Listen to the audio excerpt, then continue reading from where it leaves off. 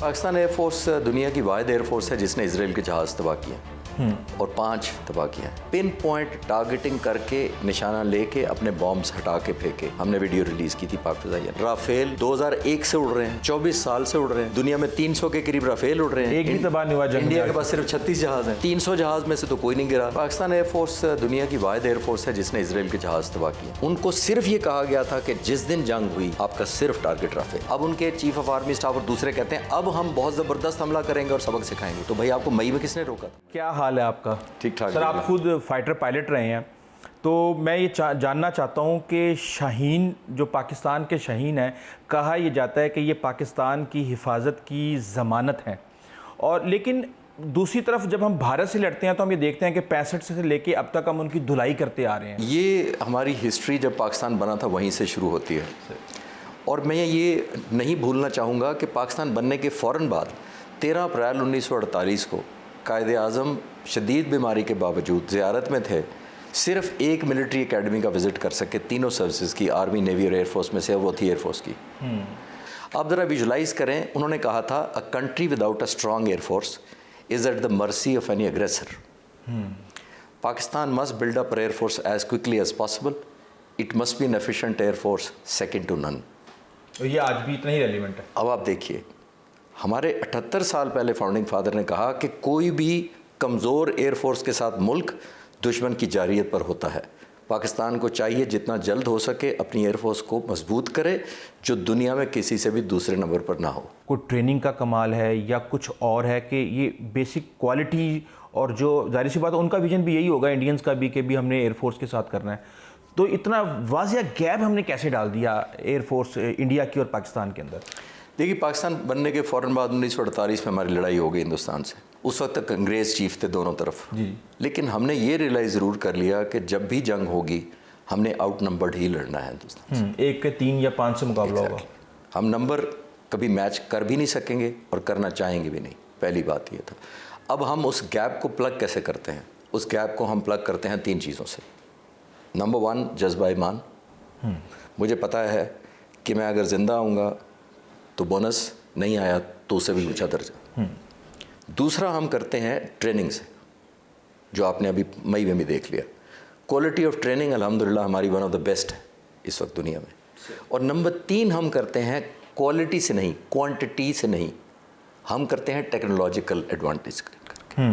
Technological advantage हमने हमेशा रखा है। 65 की जंग में भी हमें एडवांटेज था, आज भी अल्हम्दुलिल्लाह नंबर हमने बिल्कुल मैच नहीं किए। उनको 2019 से 2025 तक ये समझ ही नहीं आई कि पाकिस्तान किस प्रोजेक्ट के ऊपर काम कर रहा है, और वो बगैर मेटियोर मिसाइल के आके हवा में बैठ गए और हमें निशाना बनाने के लिए आ गए। देखिए, वो जो अभी तक मैं ख़ुद भी नहीं as a student of air part समझ सका कि MiG-21 जो तकरीबन 65 साल पुराना जहाज़ को कॉम्बैट में लाना, और जब इस तरफ F-16 और F-17 थंडर उड़ रहे थे, एक बात, ऑल्दो उनकी तरफ से Su-30 उड़ रहा था, उनके पास मिराज 2000 भी था उस वक्त, जो बड़े पोटेंट जहाज़ है, लेकिन उनको एक कॉम्बैट में ना लाना मेरी आज भी समझ से बालतर है, एक बात। दूसरी बात ये थी कि उस वक्त भी उन्होंने दिन के उजाले में हमें हमला नहीं किया था, रात को 3 बजे किया था। हमने जाकर तकरीबन सुबह 10 बजे हमला किया था। हमारे मिराजेस गए, उन्होंने स्ट्राइक किया, पिन पॉइंट टारगेटिंग करके निशाना लेके अपने बॉम्ब्स हटा के फेंके। हमने वीडियो रिलीज़ की थी पाक फिज़ाइया ने। हमने ये मैसेज दिया था कि हमारी एक्यूरेसी ये है, लेकिन हम ग्रेस दिखाते हैं और आपके डिस्ट्रक्शन मत नहीं कर रहे। फिर उसी मिशन के अंदर आपने देखा कि हमें चेज़ किया गया, ज़ाहिर है MiG-21 ये आए और Su-30 आया पीछे, जिसका हम ज़ाहिर है एक ऑर्केस्ट्रेट किया हुआ था हमारा मिशन। हमने उस दिन सिर्फ ये नहीं हुआ था कि हमारा कोई फ्लूक लगा था कि जी हमने वैसे ही गए थे, बटन दबाया तो मिसाइल लग गया। एक प्लान करके उनको ट्रैप किया था, वो हमारे इंतज़ार में ट्रैप में आ गए, ज़ाहिर है, और फिर रेस्ट इज़ हिस्ट्री। मैं अभी 2 महीने पहले अमेरिका और कनाडा गया हुआ था कुछ लेक्चर्स और इसी तरह के इंटरव्यूज़ देने। वहाँ पे एक इंडियन सिख थे, ओरिजिन के कैनेडियन थे। उन्होंने सवाल का जवाब यही पूछा उन्होंने, और फिर जो मैंने जवाब दिया, क्योंकि वो लाइटर जवाब था, आप जैसे नौजवान ज़्यादा जल्दी समझते हैं तो मैं दोबारा रिपीट कर देता हूँ। वो था भी पंजाबी में इंटरव्यू। तो उन्होंने मेरे से पूछा कि जी ये तो चाइना ने हमें हराया है, आपने तो नहीं हराया। तो मैंने कहा आपका कोहली और तेंदुलकर कैसे बैट्समैन है? तो उन्होंने कहा बड़े ज़बरदस्त हैं। मैंने कहा अगर वो मेरे से बैट लेके चले जाएँ उस दिन मैच खेलने के लिए और सेंचुरी बना ले जाके आपके तेंदुलकर या कोहली, तो वो सेंचुरी मेरी हुई कि कोहली की हुई? तो बिल्कुल सही कहा। मैंने कहा देखें, जिसने जिस तरह खेलना होता है उस बैट का कमाल नहीं है, खेलने वाले का कमाल है। सही। सारी दुनिया में फाइटर जहाज बनते हैं। राफेल 2001 से उड़ रहे हैं, 24 साल से उड़ रहे हैं। दुनिया में 300 के करीब राफेल उड़ रहे हैं। एक भी तबाह नहीं हुआ। इंडिया के पास सिर्फ 36 जहाज हैं। तो 300 जहाज में से तो कोई नहीं गिरा सिवाय नॉर्मल एक्सीडेंट्स के या इंजन प्रॉब्लम के। 36 में से 5 गिर गए। तो मैंने कहा कि ये कुछ आप मान लें, कुछ और भी हुआ है। बैटिंग अच्छी हुई है, बैट को ना दें कि ये बैट की वजह से हारे। स्ट्रैटेजी। अच्छा सर, मिडिल ईस्ट के अंदर अब हम देख रहे हैं पाकिस्तान की एयरफोर्स का किरदार, क्या आप कैसे देख रहे हैं इसको कि क्या करने जा रहे हैं हम? हिस्ट्री हमारी ये है कि 1967 में जो अरब इसराइल वॉर हुई थी और फिर 1973 में भी हम ज़ाहिर है अरब मुल्कों को सपोर्ट कर रहे थे। ख़ास तौर पर मैं आपको एक और बात बता देता हूँ कि 73 में यहाँ पे पाकिस्तान से तकरीबन 16 एयर डिफेंस कंट्रोलर और पायलट्स ने वॉलंटियर किया था कि हम वहाँ जाकर अरब मुल्कों की तरफ से इसराइल के ख़िलाफ़ लड़ना चाहते हैं, और वो गए। और आप लोग शायद हैरान होंगे ये सुनकर कि उनको, क्योंकि सीक्रेट मिशन पर जाना था, डिक्लेयर्ड करके नहीं जाना था, उनसे अंडरटेकिंग ली गई थी कि अगर आप वहाँ मारे जाएं हम आपकी डेड बॉडी क्लेम नहीं करेंगे। अगर आप मारे गए तो आपको कोई मेडल नहीं देंगे और आपको कोई मराआत के हकदार नहीं होंगे, क्योंकि ऑफिशियली हम आपको मानेंगे नहीं कि आप उधर गए थे कभी। तो आप विजुलाइज करें, फिर भी गए थे लोग। इन्वायरमेंट बिल्कुल चेंज, और उन्होंने जाके उनको गिराया जो कि दुनिया की बेहतरीन जो एयरफोर्स है उनके साथ डायरेक्ट वाबस्ता थे अमेरिका के साथ। पाकिस्तान एयरफोर्स दुनिया की वाहिद एयरफोर्स है जिसने इसराइल के जहाज़ तबाह किए और 5 तबाह किए हैं। एक एयर कमांडर सत्तार अलवी ने, एक group captain, 3 group captain Saiful Azam ने किए हैं, और ये वो हैं जो ईस्ट पाकिस्तान के थे और वो ज़ाहिर है उस वक्त पाकिस्तानी थे। तो ये यहाँ से वॉलंटियर करके गए थे। इसराइल को आज भी नहीं भूला कि उनके आज तक हवा में कोई अरब मुल्क उनका जहाज़ शूट नहीं कर सका। क्या ये नज़र आ रहा है आपको मुस्तकबिल में कि हम सऊदी अरब को GF-17 थंडर सेल करने जा रहे हैं? देखिए, इस जो डिफेंस एग्रीमेंट हुआ है इसकी हमें कुछ क्लैरिटी कर लेनी चाहिए आपस में कि ये है क्या। शिके मुझे भी नहीं पता, लेकिन मैं एज एन एनालिस्ट अर्ज कर सकता हूँ। देखिए, डिफेंस कोऑपरेशन या इस तरह का जब एग्रीमेंट होता है, इसका मतलब ये नहीं होता कि हमला होगा, अब यहाँ से फाइटर जहाज़ फ़ौरन टेक ऑफ करके वहाँ पहुँच जाएंगे, यहाँ खुदा न खास्ता होगा तो वो आ जाएंगे यहाँ पे। ये होती है पीस टाइम में डेवलपमेंट। आपने पीस टाइम में तैयारी करनी होती है, आपको एनेबल करना होता है। पाकिस्तान के पास रिसोर्सेज की कमी है, सऊदी अरब के पास स्किल और टेक्नोलॉजी और महारत की कमी है, जो मैं कहना चाहूँगा, एनालिसिस करना चाहूँगा। एक होता है तैयारी कर लेना और एक होता है उतना ही हौसला भी पैदा करना। हौसला आता है आपकी खुददारी से, खुददारी आती है सर्वाइवल से, कि जब आप सर्वाइवल आपका ख़तरे में पड़ जाए, जब मुझे कोई मारने दौड़ेगा तो मैं वो कुछ कर गुजरूंगा जो आप भी हैरान हो जाएंगे कि इससे तवक्को नहीं करते थे। लेकिन ये मैं अर्ज़ करता चलूँ कि इसको ये ना समझा जाए कि इधर भी फाइटर जहाज़ तैयार हैं, इधर भी हैं, हमने उधर दे दिए तो वो ताकतवर हो गए, उन्होंने हमें दे दिए, ऐसा नहीं है। मैं समझता हूँ उनके पास रिसोर्सेज बहुत हैं, हमारे पास रिसोर्सेज की कमी है और उनके पास स्किल की कमी है। तो इसकी कन्वीनियंस होनी चाहिए, इसकी कनेक्टिविटी होनी चाहिए कि जहाँ हमारी कमियाँ हैं वो पूरी करें और पीस टाइम में करें। जब हमला हो जाता है तो फिर इंडिया आज जहाज़ लेके हम पर हमलावर इसलिए नहीं हो सकता कि इतनी जल्दी ये चीज़ें होती नहीं हैं। सही। आज लोग कह रहे हैं जी हमलावर होगा, मैंने कहा उनके तो 2 स्क्वाड्रन ग्राउंड हुए हैं। तो अब आगे ये क्या मल्टी डोमेन ऑपरेशन बनाने में वो कामयाब हो जाएंगे, सिस्टम अपना सोर्स कोड उनको मिल जाएंगे? देखिए, दोनों अलग-अलग चीज़ें हैं। ये जो मल्टी डोमेन ऑपरेशन है ये हमारी इन्वेंशन है पाकिस्तान की। सही। पाक फ़िज़ाइया के इस वक्त जो लीडर हैं, जो फ़िज़ाइया के सरबराह चीफ मार्शल ज़हीर अहमद बाबर सिद्धू, 4 साल पहले जब इन्होंने कमांड संभाली थी तो इन्होंने विजुलाइज़ किया था कि हमारा टेक्नोलॉजी में ही सिर्फ एडवांटेज हम ले सकते हैं।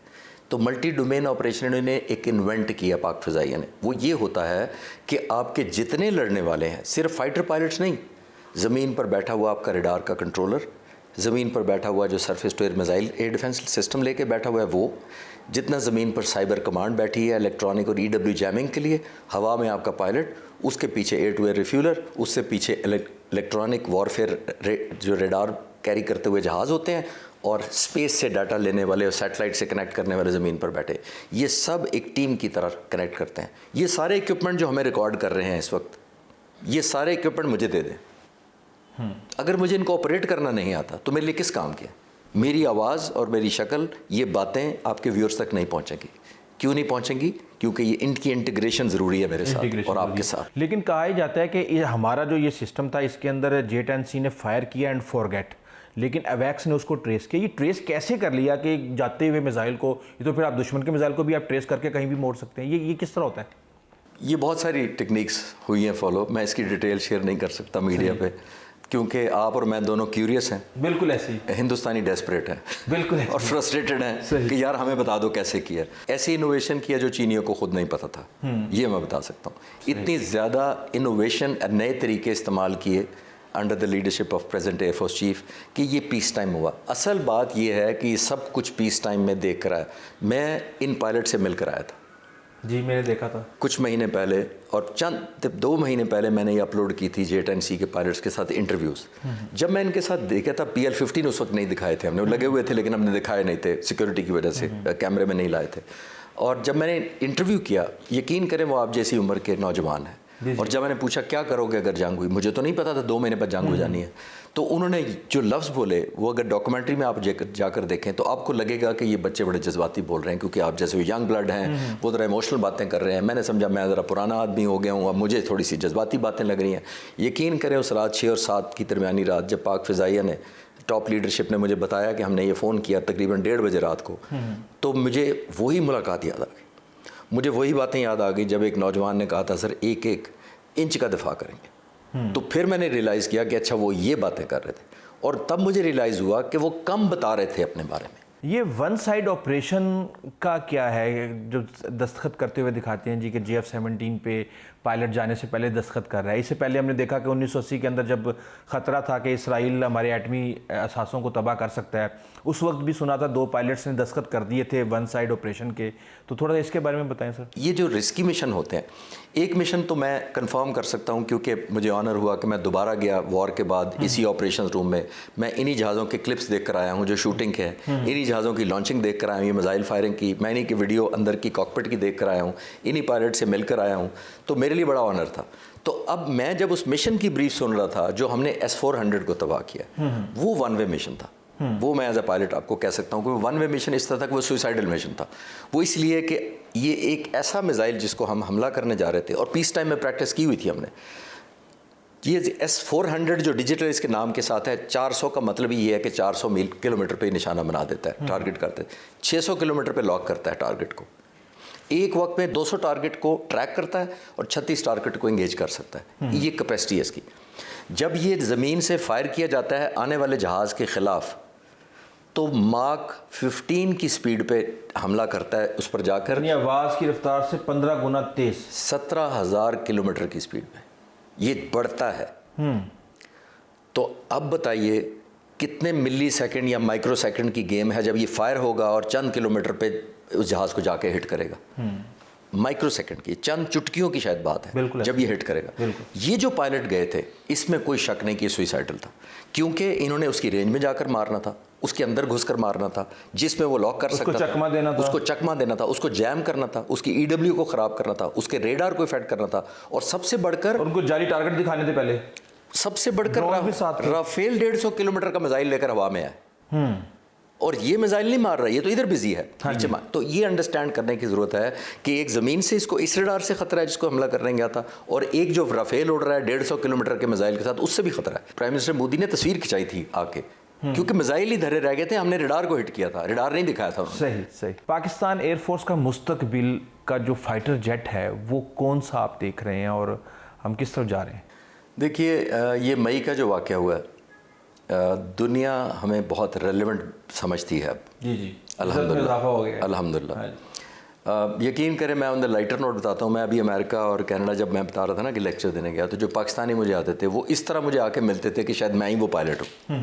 इतनी ज़्यादा हमारी इज़्ज़त में इजाफा हुआ है। बहुत सारे मुल्क हमें इंगेज कर चुके हैं। पाक फ़िज़ाइया के सरबराह ने अमेरिका का भी दौरा किया, चाइना के एयरफोर्स चीफ भी यहाँ आए थे। हम क्लोज़ इन टच हैं टर्की के साथ, और टर्की खान के ऊपर भी काम कर रहे हैं, और इसके अलावा ड्रोन्स जो पहले बने थे और अब तो पाकिस्तान ने अल्हम्दुलिल्लाह अपने बना लिए हैं, लॉयटरिंग मुनिशन सब कुछ अपना हमारा ड्रोन्स हो गए हैं। अब इंडिजीनियस कैपेबिलिटी हमारी बहुत आगे चली गई है, लेकिन टर्की ने हमारी शुरू में बहुत हेल्प की। कान जो उनका जहाज़ बन रहा है वो अंडर डेवलपमेंट है, वो ख़ुद भी उनका ऑपरेशनलाइज नहीं हुआ, हम उनसे भी सीख रहे हैं। हमारा PFX जो पाक फ़िज़ाइया ख़ुद कोशिश कर रही है बनाने की, वो भी सीरियसली उस पर बड़ी काम उसका हो इंजन रहा है। पाकिस्तान कब बनाने में कामयाब होगा? वो अभी तफसीलात हम वक्त आने के आगे साथ चल किसी रही अगले पॉडकास्ट में शायद मैं बता सकूं। ठीक हो गया। बहुत शुक्रिया खालिद चिश्ती साहब। तो नाज़रीन, मुझे उम्मीद है कि आप पाकिस्तान की फ़िज़ाइया की माजी, हाल और मुस्तकबिल की तैयारियों और उनके अज़म के हवाले से काफ़ी इन्फॉर्मेशन हासिल कर चुके होंगे। हम कोशिश करेंगे कि इस हवाले से हम मज़ीद आपको नेक्स्ट इन फ्यूचर कुछ प्लान करें इस तरह के एपिसोड्स। अभी तक के लिए इतना ही, आइंदा तक के लिए इजाज़त दीजिए। अल्लाह हाफ़िज़।